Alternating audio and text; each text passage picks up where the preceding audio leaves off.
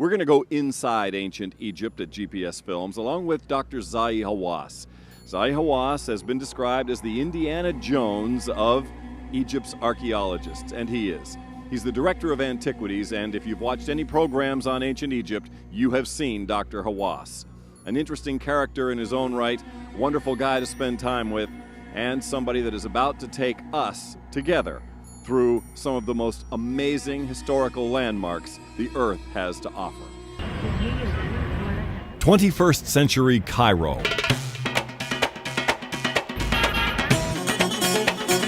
A place King Tutankhamun could never have imagined. When King Tut walked this land, there was no city here. It was all just sand, the eastern edge of the vast Sahara Desert.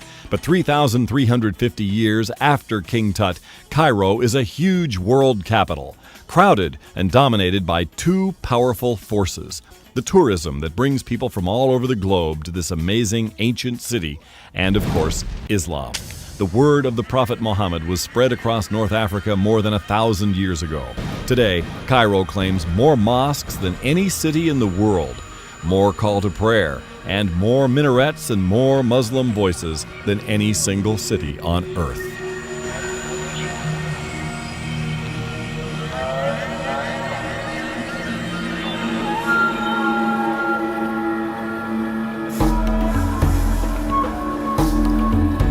Islamic Egypt is now being left behind as we travel back in time. Cairo no longer exists, and it is now that we are confronted with the true size and scale of Egypt's ancient history. We stand very close to the year 2000. 1,300 years ago, the Prophet Muhammad launched Islam. 2,000 years ago, Jesus lived. And just before that, Cleopatra reigned in the last of Egypt's great dynasties. 1,350 years before Cleopatra, King Tut ruled all of Egypt. And 1,400 years before King Tut, the pharaohs of the oldest Egyptian kingdom began building the Great Pyramids and the Sphinx at Giza. That was 4,700 years ago. 2,700 years before Cleopatra. The pyramids stand at the beginning of Egypt's 3,000-year reign as Earth's leading civilization. The proportions of all of this are staggering, almost impossible to grasp.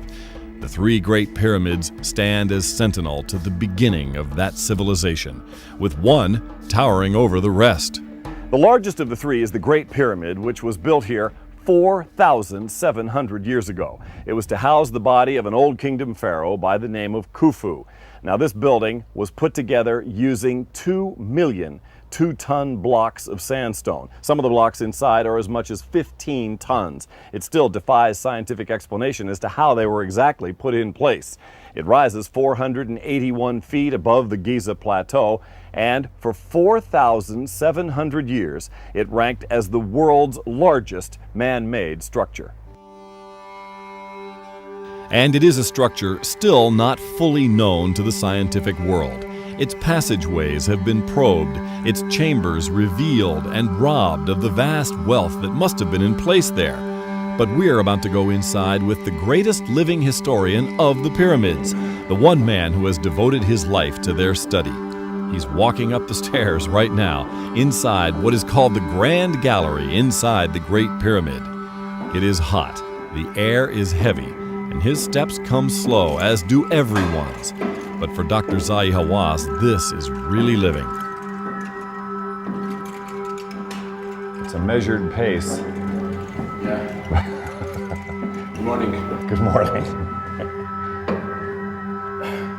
You don't want to be doing that every day.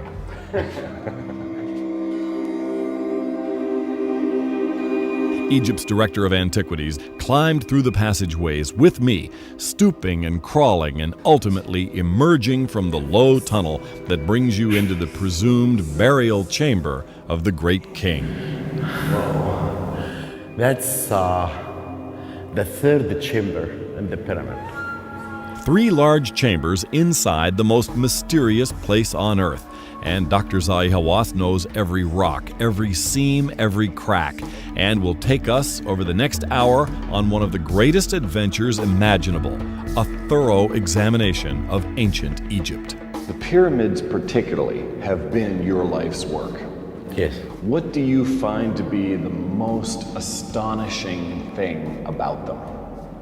You know, I lived in front of these pyramids for years. I got up in the morning every day. I see the pyramids on the sunrise and the pyramids on the sunset. What's amazing that every day I can see something new. Every day I feel different of yesterday. Every day I learn something more than before. That is the mystery and the magic of the pyramid. That freely you try to learn from them and you excavate around them. Every day there is something new. The three Great Pyramids and the Sphinx. Many people think that that's all there is to the Giza Plateau, and for most tourists, that is what you see. But if you explore down under the pyramids themselves, in and around the pyramids, places that were buried in sand up until really not very long ago, you find that it is a full catacomb of tombs, all located under that sand as it's now been dug out. Dr. Hawass took us through part of it, and I got a chance to go through part of it on my own. An amazing tour into places that were not known by the traveling public simply because until recently nobody could go there.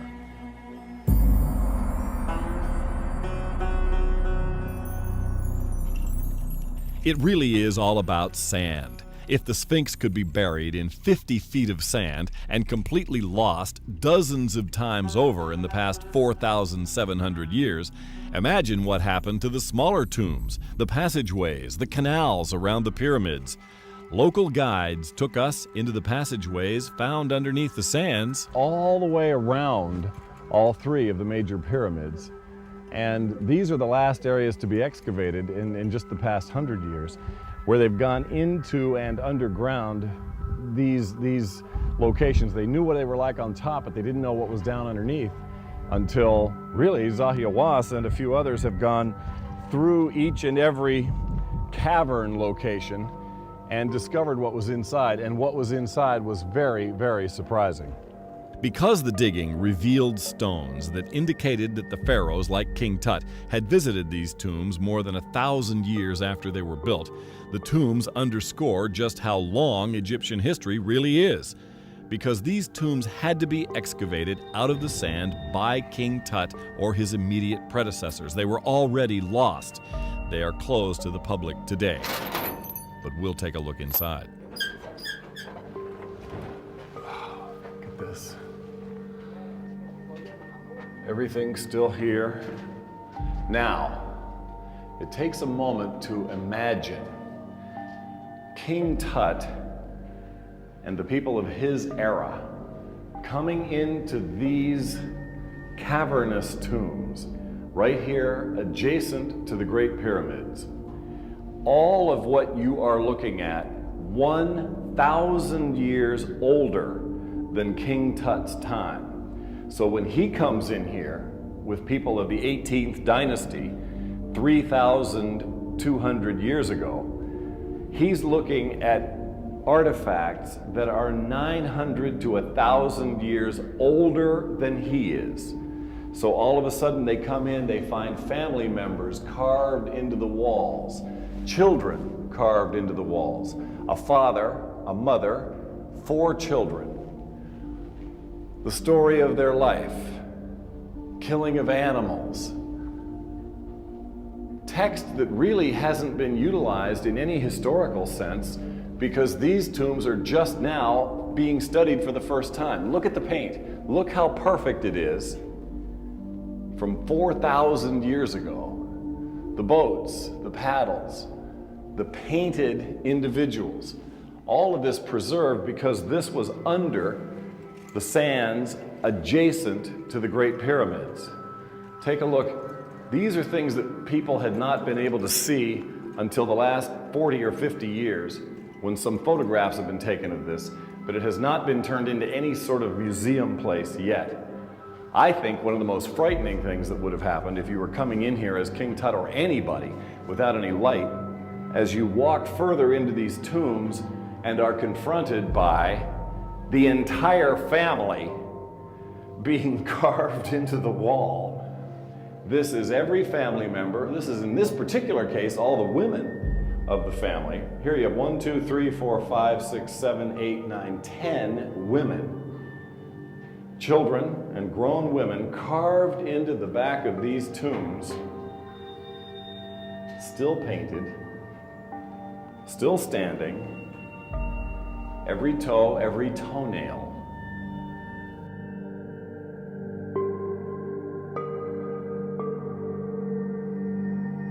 As they come into the tombs even further, what do they find? More women. So this tomb was dedicated to the women, female members of one particular family. We have more women carved into the walls, still standing with the story, of course, carved into the walls of their lives. Now, one of the least pleasant of the tasks. How deep is deep? How far is far? We're about to find out. The ancient Egyptians, 4,700 years ago, dug straight down into burial places supposedly safe from tomb robbers. Of course, they never were. Please tell me these stairs are sturdy. I think they are.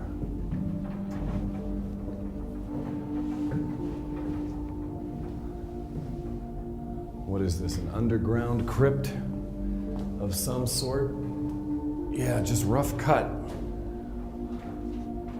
Just a rough cut space. All the chisel markings still in place. You can see them on the ceiling, on the walls. Almost certainly the burial place for one of the female family members. I guess if not more. It is possible that entire families were buried in these crypts, along with the gold and precious objects that all prominent ancient Egyptians took with them to the grave. Now we are left with just their story, painted here on the walls. Also gives you an idea how beautiful and elaborate a thing like the Sphinx was when it was all completely painted like this on the exterior, because it was not a sandstone object like that. It was a brightly painted blue, yellow, brown. It is overwhelming to try to take it all in, and then to realize right next door the work that must have been involved in creating the Sphinx 4,700 years ago. Then 1,200 years later, the Sphinx had already been lost, and King Tut's great-grandfather, Thutmose, uncovered it and left a plaque, or a stela, as ancient Egyptians and Egyptians today refer to it. He left that plaque to tell the world of his spectacular discovery. When he came here, the Sphinx was completely covered with sand. That hieroglyphic is telling us what I'm telling you. And he was hunting wild animals. In summer, it was hot. He came and he had a nap beside the Sphinx.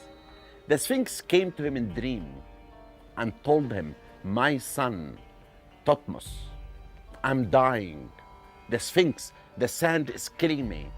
If you remove the sand away from me, I will make you the king of Upper and Lower Egypt." This says that? Exactly. I will make you the king of the two lands. Then what Thutmose did, he came and he took the sand away from the Sphinx. And he found that the old kingdom blocks were falling apart. He restored them back. Then he is the first archaeologist in the world. So the world's first archaeologists were pharaohs of 3,400 years ago. They dug up the Sphinx. And the leading archaeologist of today will tell us more about the mysteries of that Sphinx when we come back.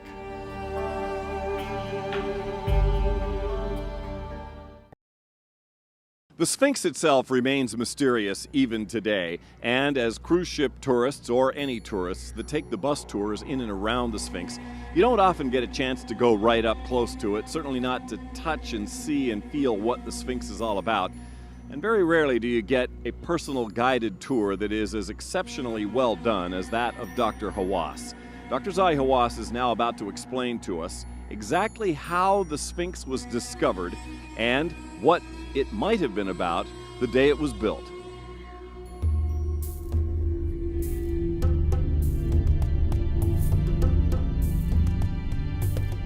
Few sites in the world have been as well studied as the Egyptian Sphinx, and probably no man in the history of the world knows the object as well as Dr. Zahi Hawass.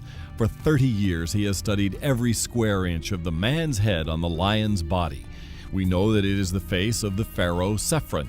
He is the son of Khufu, builder of the Great Pyramid. Sefron built his own pyramid right next to his father's and nearly as big, but with no shafts or chambers inside. Instead, he had a giant rock outcropping carved to look like himself. It only took a few hundred years to then be buried in Sahara sand and literally removed from view. That was just a flash of time in Egyptian history. 200 years goes by very quickly here. We have seen how King Tut's great-grandfather dug it up and revealed it again to ancient Egypt 1,200 years after it was built. But a question has long been asked here. Is the Sphinx a solid object, or did it too contain treasure inside? Dr. Hawass says there was a legend about the animal's right paw. You have many people all over United States and Europe and Japan who still believe that there is something underneath the right paw of the Sphinx. Stanford Research Institute in 1977, they came and they did make with radar. They proved that the Sphinx is a solid rock or a living rock. It was a rock that the ancient Egyptians changed that rock to have a face of a king and a body of a lion. But later, about 5 or 6 years ago, Florida State University, they came and they did with radar everywhere. Their work proved there is nothing. So it is nothing but a marvel of craftsmanship, a huge statement to a king, and an object of interest to a boy king who made trips here 1,200 years after it was built. We are 500 miles north of King Tut's home, but he stood right here. More than 3,000 years ago, this young golden boy, King Tut, who came to his rest house, and maybe he asked the people around him to come and look at the Sphinx. And he walked around the Sphinx. That could be something 100% it's happened. Zahi Hawass knows it happened because of a remarkable discovery made just south of the Sphinx not long ago. Here at Saqqara, archaeologists found the tomb of the mysterious woman named Maya. She was a young woman who served as King Tut's wet nurse for many years. Ancient civilizations frequently breastfed rulers right up into their teenage years, and King Tut was no exception. Dr. Hawass took me through a tiny doorway where inside we found the hieroglyph in the tomb, a hieroglyph of a boy king with his surrogate mother. Look at it carefully. This is the wet nurse. She is sitting. Who's sitting on her lap? Look, and he's a king.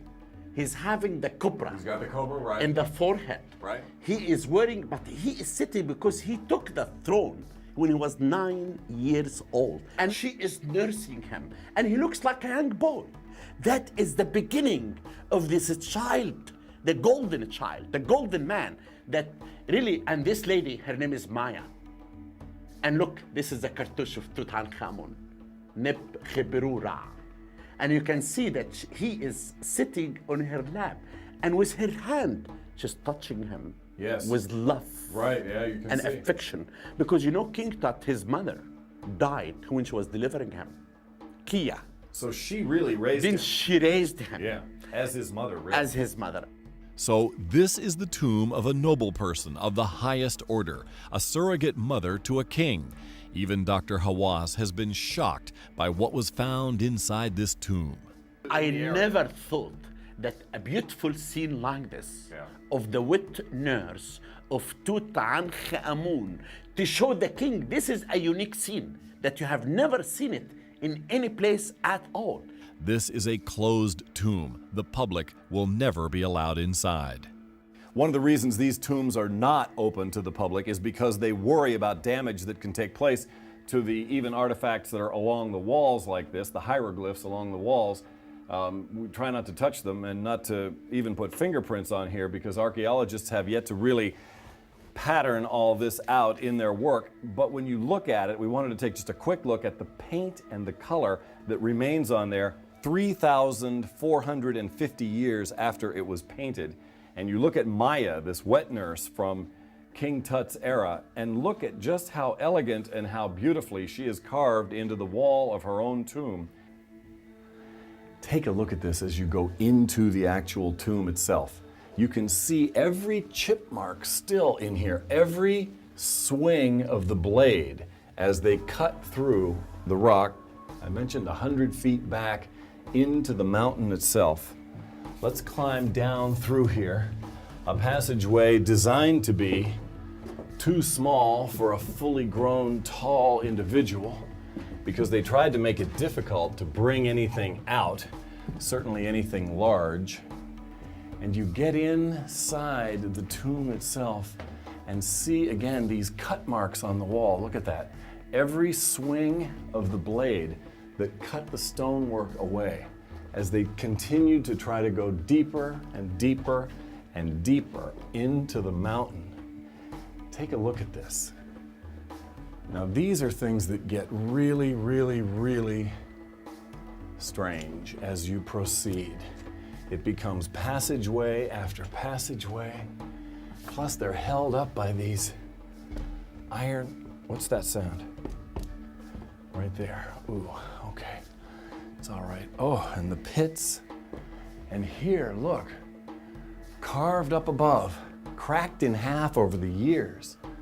The actual tomb, the resting place, where Maya, this wet nurse, was actually laid to rest inside this space. By the time you make it down into here, I'll tell you, you know you've made a little bit of a trek. Inside, it is hot, humid, and fantastic. Just a small part of an ancient civilization that people long suspected was a jewel-encrusted fairyland packed with gold. But it was not until 80 years ago that we really knew that for sure. When we come back, the riches of King Tut, the magnificent scale of the Valley of the Kings, the temples at Karnak, the wealth in the Egyptian Museum, the mummies, the touring exhibit. I don't know if we'll have time to fit it all in. Now we get a chance to go up the Nile River, which means, of course, directly south.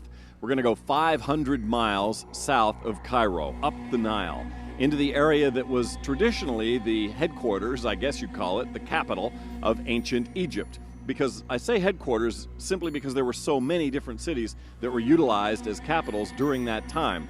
There was Thebes and Luxor and Karnak and areas in and around the Valley of the Kings, all of which served for periods of time as capitals to ancient Egypt. That's where the tombs are. This is where many of the temples left today still stand. And again, with Dr. Zahi Hawass, this is one of the most remarkable places that you can see on the earth. Cruise ships, incidentally, do take tours from the Red Sea side of Egypt, over in Hurghada, the 130-mile drive across the desert over to the Nile River so that you can take a look at the antiquities from that direction. Of course, you also get a chance to take a look at them if you're on a Nile River cruise, which stops at each and every one of those locations. One of the most amazing things that I myself have ever had the opportunity to see.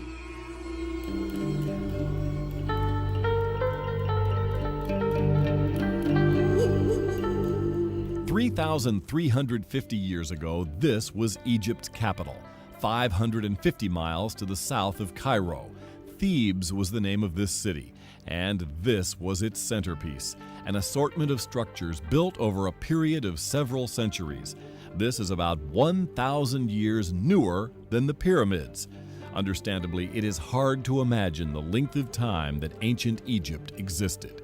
Simply because it lasted so long, 3,000 years in all, Egyptian history is usually broken down into dynasties, each one comprising about 100 years. So therefore there are 30 Egyptian dynasties. Those dynasties are also broken down into 3 distinct groupings. There's the Old Kingdom, which is the period of time when they built the Great Pyramids. There's the Middle Kingdom, which was a flowering period for architecture and literature for the Egyptians. And there was the New Kingdom, where the great temples were built, like what you see right now, the huge temple complex at Karnak. It was built before, during, and after King Tut's reign, a colossus of pillars, statues, and hieroglyphs. The ceilings inside this temple were 82 feet high. This amazing palatial structure was a house of worship and a palace for kings and queens, and an ongoing building project which kept the public very busy. Whether it was this or the elaborate tombs across the river, the average Egyptian did not have to look very far to find work. Whether it was building new temples or even tearing the faces off previous kings. No one really knows what this looked like as a functioning city 3,000 years ago. For that matter, nobody really knows what the pyramids looked like in their day. Robbers stripped away anything of value years and years ago, and that wasn't the only problem. Whether it was in tombs like up in the pyramids, or if it was at temples like here at Karnak, 500 miles to the south, if the robbers missed anything, there were always invading armies to come into the ruins and pick up what they had left behind. People like Napoleon or Alexander the Great, who made a number of trips down into Egypt, all of them coming in and essentially damaging many of the valuable ruins. Everything in ancient Egypt was valuable to the outside world. The Egyptians had cornered the market in gold and gems.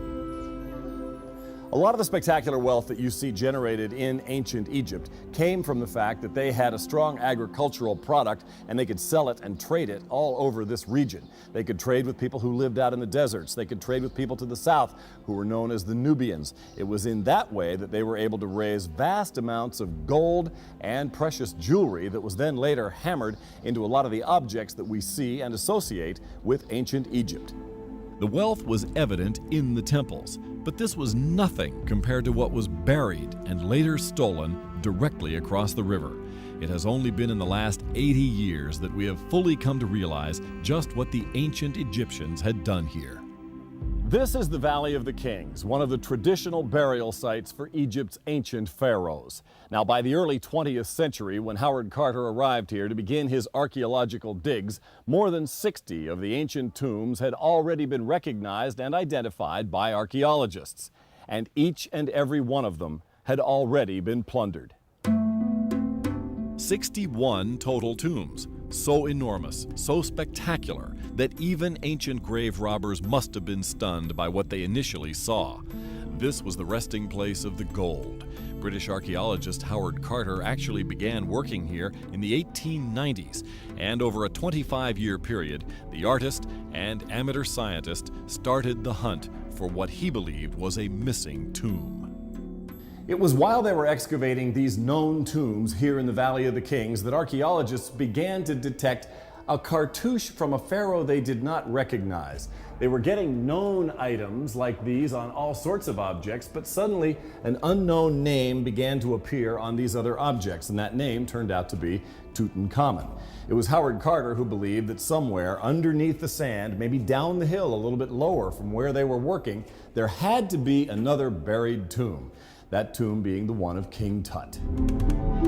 Carter's work was expensive, and he had found a wealthy Englishman to pay for it. Lord Carnarvon was thrilled by ancient Egypt, and he loved the pursuit of King Tut's tomb. But years of digging had turned up nothing, and by the early 1920s, Lord Carnarvon had had enough.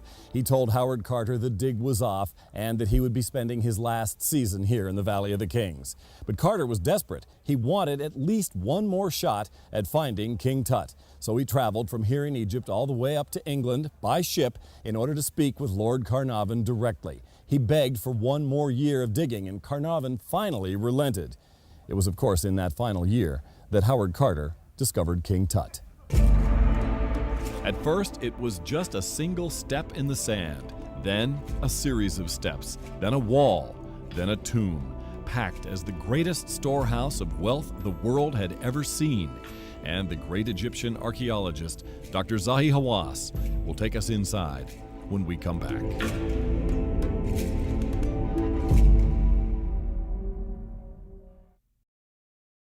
King Tut. There aren't very many people on Earth that don't know those two words.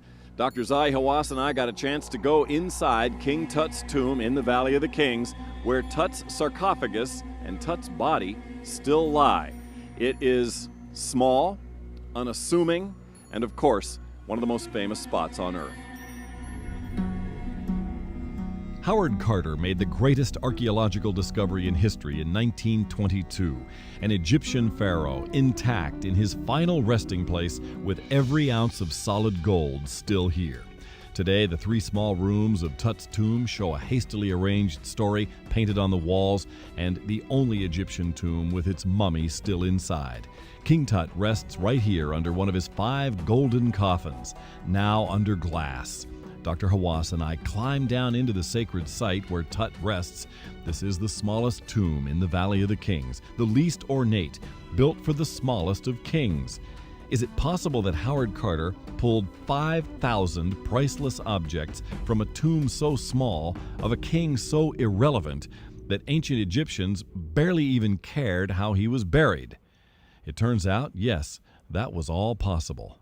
It's true, because look at the tomb. Of the 62 tombs, the ancient Egyptians always use every piece in the tomb for painting. But not for King Tut. Much of this tomb is unpainted, and what painting there is large and very basic, not the small, intricate hieroglyphs that are common to other Egyptian tombs. Tut's sudden death probably led to his crude tomb. They had to make this a small tomb, put the scenes quickly, and the mummification process takes 70 days. And this could be the time, actually, they can bring all the artifacts to store them here and just make this quick scene. And the reason that we are saying that, there is not much color. Brown, yellow, white, and green, painted 3,350 years ago, with no reference to King Tut's life, just a quick story of his passage from life into meeting the god of the afterlife, Osiris. That's really all the story says. If you look at the beginning of the scenes here, it shows the people are rowing and taking this boat. You can see the boat is down here, right, and you can see underneath there is green indication of water. Above it is the mummy. And after that, look who is here behind you. This is King Tut, became Osiris in the afterlife. And in front of him, the high priest Ai, who became the king after him. And look what he's telling him. He's doing a ceremony called the opening of the mouth, which is saying, I open your mouth, then you can eat. I open your nose, then you can smell. I open your eyes, then you can see. That's exactly what he's saying. Opening of the eyes, the nose, and the mouth meant that King Tut would live on in his afterlife. And thanks to Howard Carter, he really has. In a few minutes, Zahi Hawass will show us exactly what was pulled from this tiny Egyptian tomb. But first, we're going to take a look at King Tut's neighborhood. 61 other pharaohs were buried here before and after the small boy king. If Tut was buried with 5,000 priceless objects, what must have been in the tomb of, say, Seti I, 100 times the size of King Tut's tomb? Zahi Hawass and others are still digging through and researching these tombs. Seti's is closed to the public, so we made our way into it, down underground through giant carved hallways where Dr. Hawass is still constantly astonished. The color of these scenes and the scenes of the Book of the Dead are impressive. Look at your right. Unbelievable. And unbelievable that it looks like it was painted yesterday. The story of the pharaoh Seti's life is laid out in intricate detail here, under dark blue ceilings with thousands of stars painted in. Seti ruled 2 generations after King Tut. His tomb is typical of the Valley of the Kings. There are painted rooms, and there are carved rooms with no painting at all, just the carvings in the wall.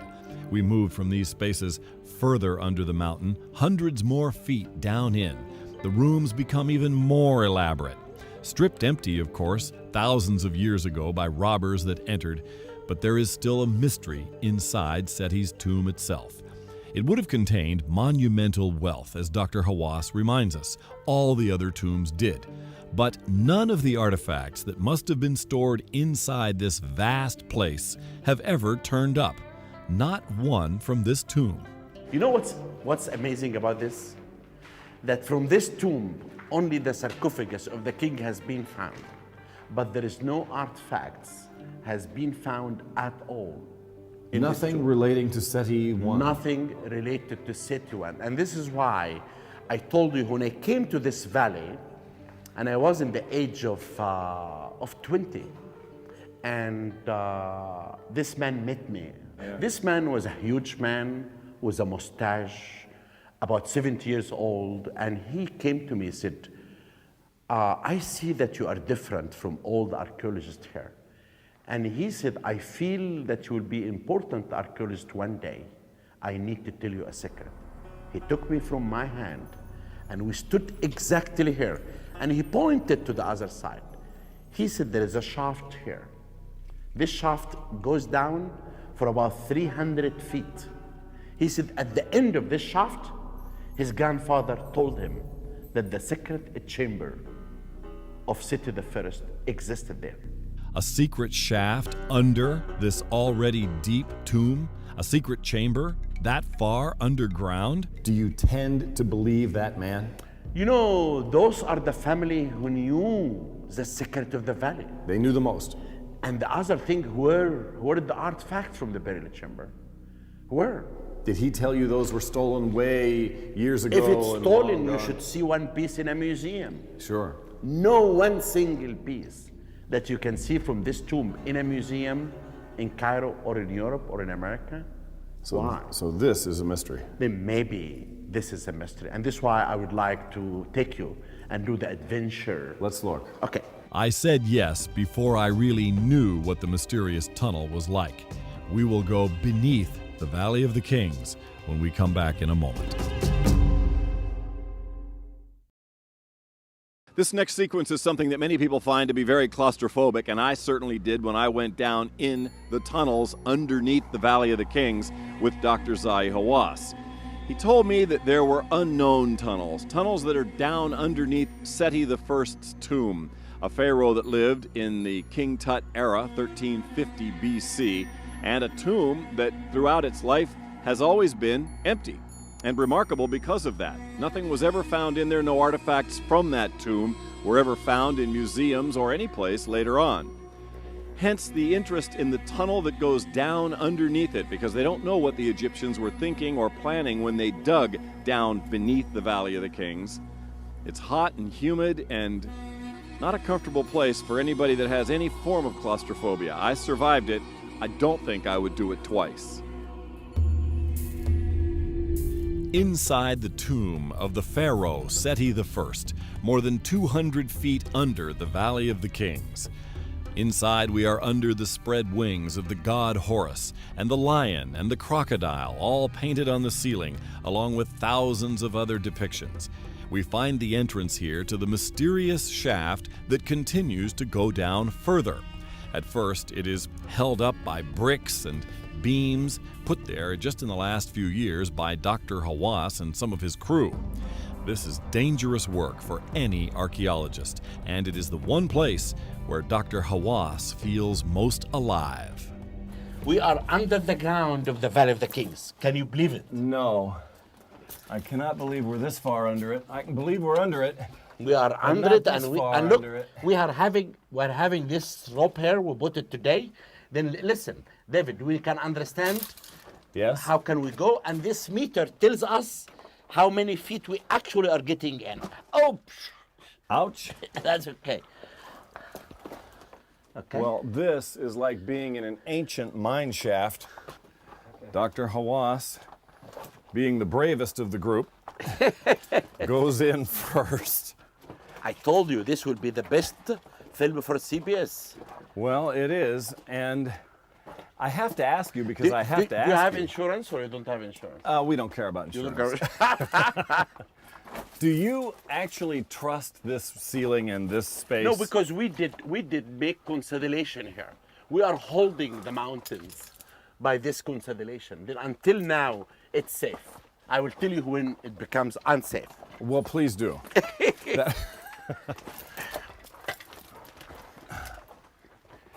And we're just going down, down, down. Down, down, I down. mean, this is straight down. How I can tell you how long we are now. It's 97 feet now under the ground. 1/3 of the way. 1/3 of the way. I like it that you love this kind of thing. I do. It takes a particular human being to love this kind of a thing. To do it.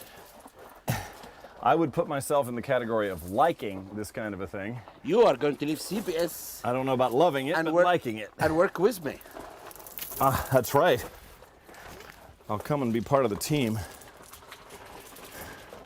No decoration down in here. No, what do we decorate? No, this is a shaft. Yeah. And this is the only tomb really that has a shaft like this. Oh boy. I've never been this far underground, I don't think. You never did. Probably not. I mean, look at these boulders that what? They fell from the roof? Is that what this did? Yeah. This is all stuff that fell right out of the roof? Yes, all of it. Oh, great. Then we can be buried here. Why do you like that idea? I know, I will tell you, when I do this, I don't care what will happen to me. Oh. I told you I live dangerously. Yeah, you do. Up. You live real dangerously. Yeah. I mean, When you're real. coming down, hold this rope. More dangerously than I thought you lived. And I thought you lived pretty dangerously, but this is way out there. Hold this rope in your I can hand. sort of come this way, yeah. I got it. Good. I got it. All right, gentlemen, Okay. come behind us. Two cameramen, Daryl Kinson and Steve Simmons, roped down into this tunnel with me and with Dr. Hawass. It is not a place for anyone with claustrophobia. The air is hot. It is heavy with dirt. It is very humid inside, exactly the way Zahi Hawass likes it, because now we begin to drop straight down. Can you do this? I think so, but watch the beam over your head. Don't worry. Okay, David. All right, then it's me maybe. I gotta leave this here. This light's, or unless you want me to stay with the light, I'll try it. All right. I mean, You know how many feet now? I don't know. It's a lot. It's get- 189. Oh, it's getting warmer as we get near the center of the earth. But the reason that I really want you to come with me here, Yeah. because by the end of this year, we will be able to go to the end by making consolidation and restoration. Then you can make a story and say, I have been there. It's really That's true. right. Now, are you afraid you may get to the bottom of this and find nothing? I don't care, but I'm sure that the ancient Egyptians will never do this for nothing. Unless they ran out of time or ran out of people. They should be hiding something. This shaft is getting narrower and hotter. We go more than 200 feet beneath the tomb. Dr. Hawass is now on the cutting edge of archaeological discovery, and so are we. We are revealing, and I believe for myself, I like to do this. I like to go and try to reveal the secrets because it's very important. I mean, for you coming with me here, you now feel the passion of archaeology. Yes, I do. You smell the past now. Yes, and this is I what do. I tell people. People write books and they exaggerate story that's not true. They never come to smell the sand. That's right. When you smell the sand, you can understand lots of secrets about our ancestors. We have plunged into the heart of ancient Egypt. Dr. Hawass will go even further this fall when the bottom of this shaft will finally be revealed. The incredible discoveries from the Valley of the Kings all the way to Cairo are simply not complete yet. Dedicated archaeologists will continue on these kinds of digs way underground just to determine what might have been left. And as we climb out into Seti's tomb, Dr. Hawass reminded me of the adventures that are yet to come. I still believe that those shafts and the doors are like stamp to locate the buried chamber that's hidden behind them.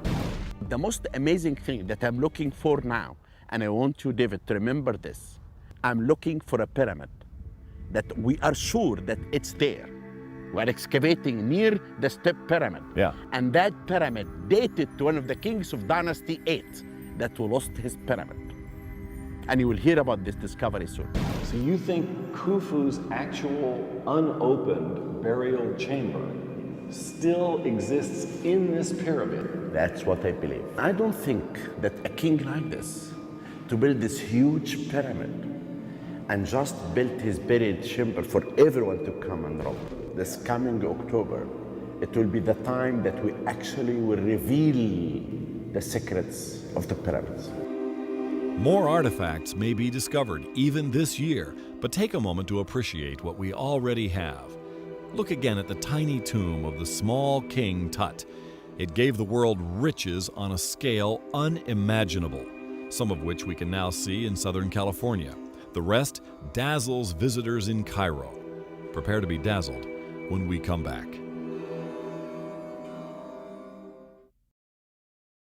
Now for what might be my favorite part of this entire program, which is all the artifacts that are located inside the Cairo Museum.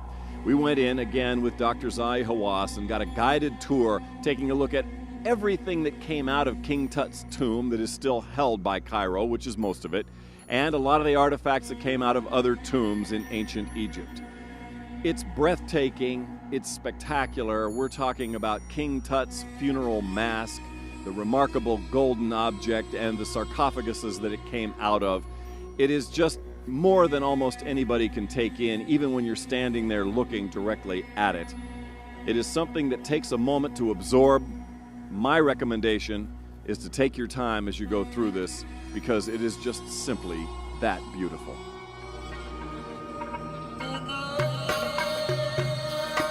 The riches that poured from King Tut's tomb in 1922 dazzled the world. It took 10 years just to get everything out and cataloged. The Cairo Museum now holds almost everything that was in the tomb, and it is literally piled in the hallways until a new museum is built here in 5 years' time. Many of the little things that were taken from the tomb are absolutely amazing. Like these little figurines, they were piled all around King Tut's coffins. Why? Well, it was 365 people who are represented here to answer the king's questions in the afterlife, one person for each day of the year. King Tut's beds are represented here, a number of them, and his chariots, his guardians who were standing in front of the tomb, and even his throne, a spectacular piece of work. Look at the queen. So even the hand touch She on the shoulder, is touching him. in love and affection. Looks like she's putting oil from that. She's anointing him. Right. But look also at, he is wearing one sandal only, and she's wearing one. Then they, as if they are one person. There are the mummies of more than a dozen pharaohs, the 90-year-old pharaoh Ramses the Great. Soon all these mummies will be closed away from the world's eyes, put back in their tombs back in the Valley of the Kings. The large artifacts from King Tut's tomb are practically incomprehensible. The coffins, the funeral mask, the sarcophagus containers that held them. And this is a masterpiece that you can imagine how the artist did it in that time. The artisans of Deir el-Medina stayed a long time. Each one knows what he should do. And that is a masterpiece of art. If you think about his grandfather or grand-grandfather, Ramses II, if his tomb was found intact, what this tomb could contain. Your mind almost can't absorb that. Exactly. The museum is an amazing place for any visitor, especially if Dr. Zahi Hawass is in the house. For anybody interested in ancient Egypt, he is just about as famous as the artifacts. How can I spell? Devan. Our adventure is finishing up right here, an intense and exhilarating experience. But don't forget there's plenty visible at the Los Angeles County Museum of Art, and we'll take a quick look at that next.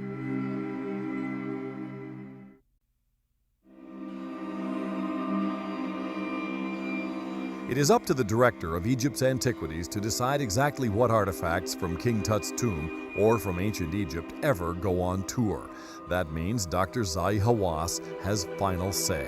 And he decided to let these 35 objects tour several world cities this year, along with some even older items from the museum in Cairo. Each one has a complete, detailed account of its place in history available to you when you go through the LA County Museum of Art over the next several months. But it is the King Tut objects that will get the most attention. And why not? It remains the greatest ancient discovery of modern times. Only a few of the many things are represented here, and only through the middle of November. But if you're as lucky as me, one day you might be able to see the rest of it in Egypt itself, and you too will then be captivated by the lure of King Tut. Go outside, look at their eyes. It's shining, their heart trembling. It will make every individual in Los Angeles to remember the time when he took his girlfriend. He remember if he was holding her hand, if he was looking at the golden mask, and looking at King Tut and his wife. That is really something that captures our hearts. That is the most important discovery. And this is why I say King Tut is back. King Tut is back.